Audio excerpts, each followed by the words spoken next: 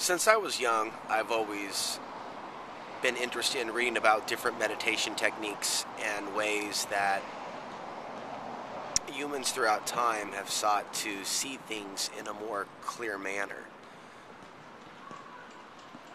To heal themselves, to clear their mind of clutter, and so much more. So, I'm going to talk about some of those things in this video because I think this is an environment where I can sit down and maybe get this information out. So I've known about grounding for a couple of years.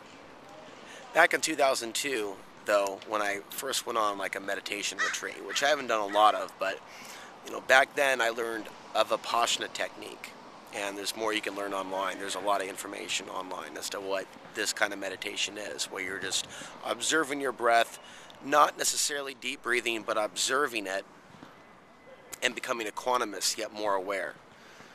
And there's a man who passed away recently. His name was S.N. Goenka.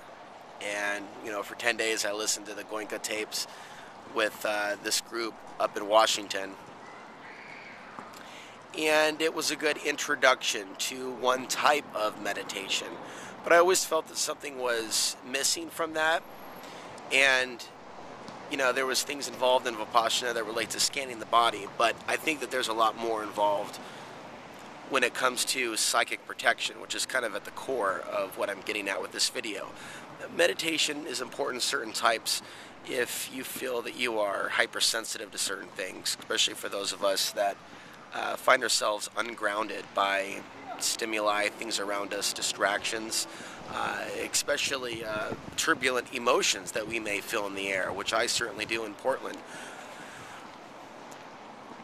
Make a long story short, there is someone that specializes in clearing people of certain things that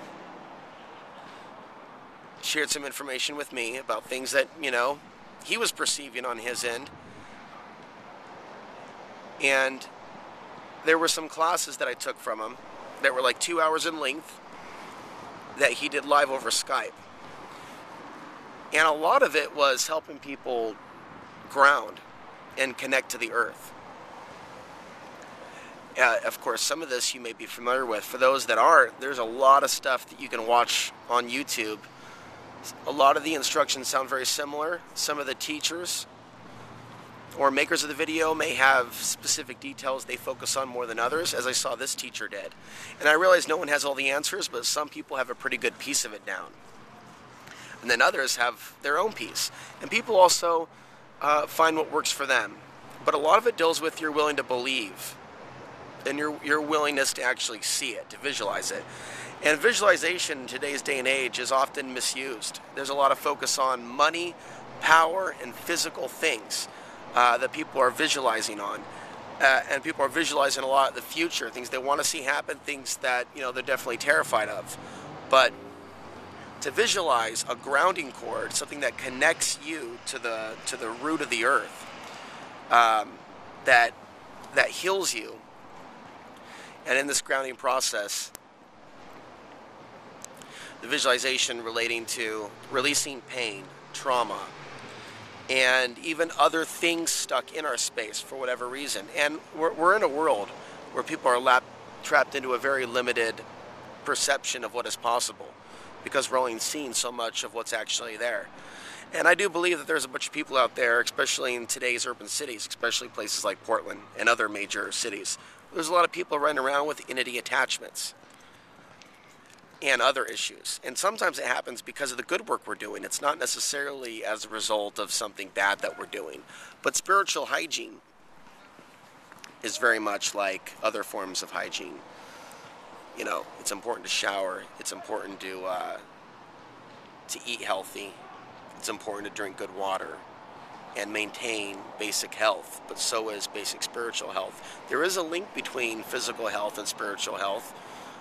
When someone is smoking cigarettes, for example, I will speak for myself, and dabbling in things like, having a six-pack here or there, not to demonize it, but certain behaviors and eating certain foods and not getting enough sleep and being exposed to a lot of electricity, being exposed to a lot of technology, being exposed to too much Facebook, being exposed to too much bad news, certain factors together can lead to a situation where someone is more easily affected, attacked, drained, etc., etc. So healthier diets, healthier thoughts, healthier activities, healthier air when possible, and taking the time for the spiritual hygiene, which is in the visualization application of grounding ourselves to the center of the earth, as many people do. And it's important to do this for the right reason, not just so you have decent health for the moment, then you go back out and tear yourself up again or engage in harmful acts to others.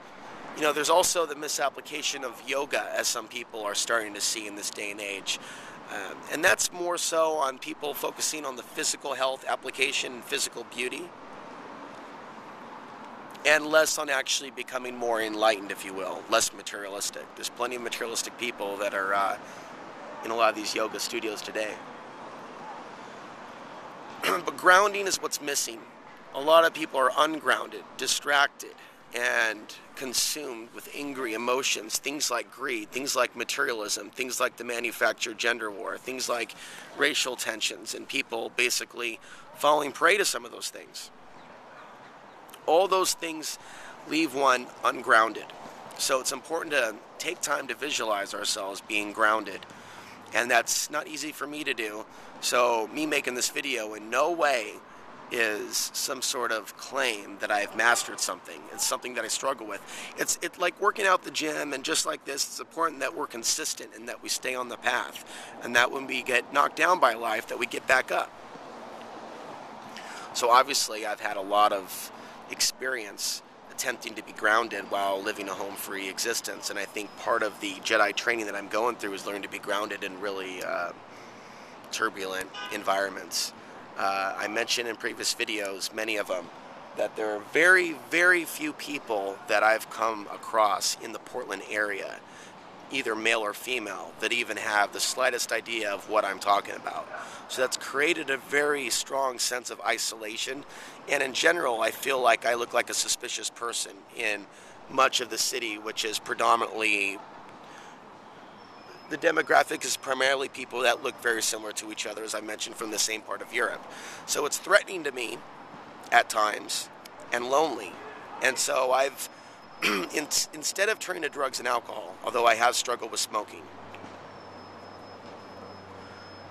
I have been looking at this experience as an opportunity to learn to become really, really grounded.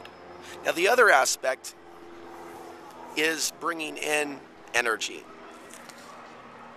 In particular, the energy from the sun. And a lot of the meditations, by the way, started this way, with the bringing in of the solar energy, which represented our own energy that may have been lost. It could be our own thoughts. It could be things that we have done in the past, parts of ourselves that are, somewhere else.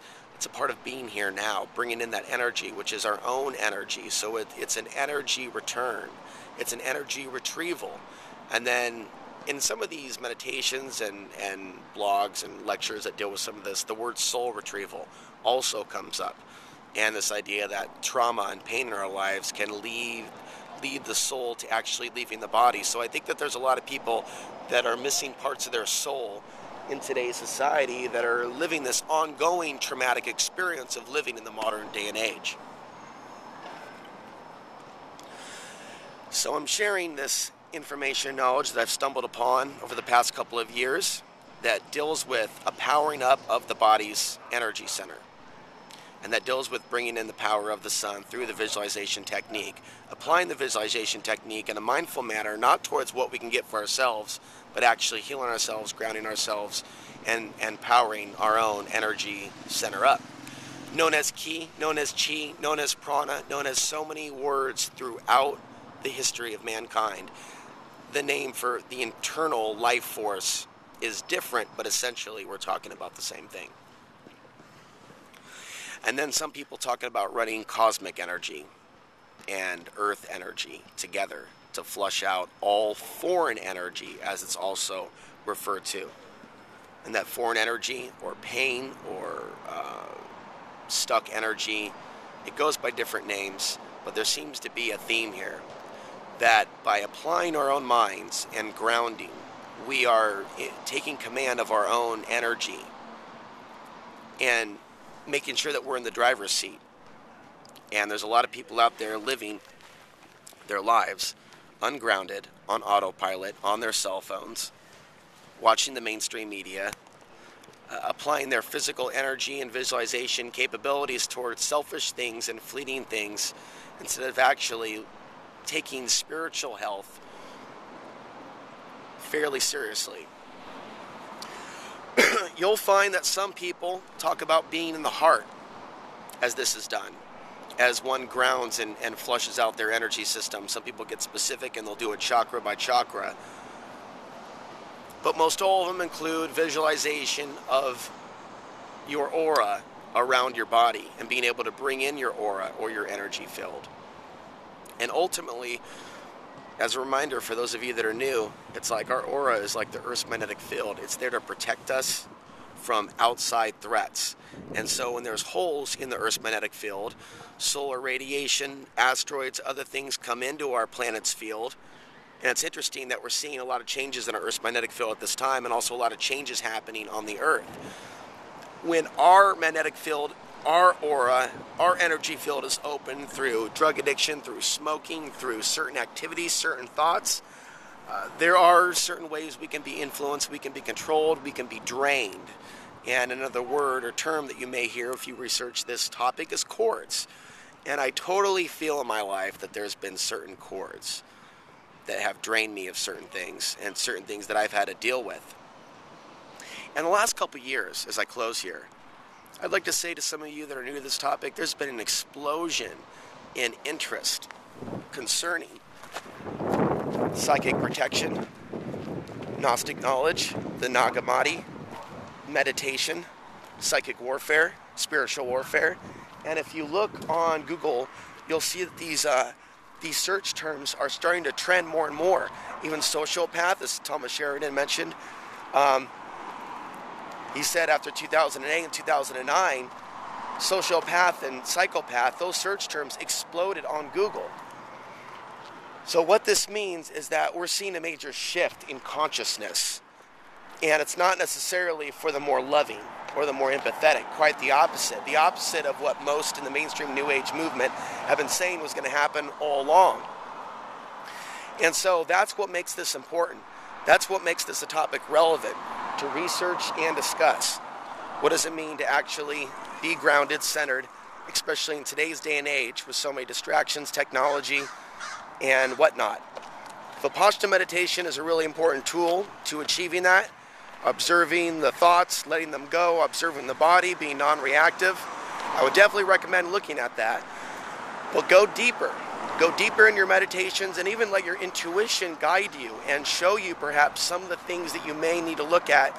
Let your higher self fill in the blank as you go down the rabbit hole looking on Google and looking on YouTube, because like I said, in the last couple of years, a lot of people have been starting to put these very important puzzle pieces together. And it's also awesome to share this information.